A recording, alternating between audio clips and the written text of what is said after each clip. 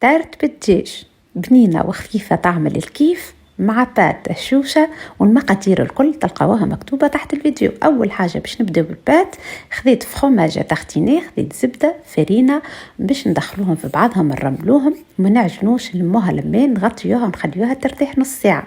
للفارس باش نحطوا زيت زيتونة بصل ثوم نقليوهم، نضيفوا لهم الدجاج، بعد ما نقليوه نضيفوا عليه فلفل أكحل ملح كركم راس الحانوت زنجبيل، نضيفوا مغرفة كبيرة زيادة من المتارد، نقليوهم بالكدا حتى يطيبوا. ضفت لهم المعدنوس وهكا الفارس متاعنا طابت. نحلو توا البات على كبر القالب اللي حشتنا بيه ونشكلوها بالطريقة هذه باش تطلع لنا شكل مزيان.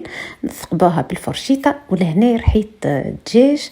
باش نحطو توا الخليط متاعنا، نحطو فغماجة تختينيه فلفل أكحل ملح أعظم ونصبوه فوق التارت ونحلوها بالطريقة هذه على القالب الكل.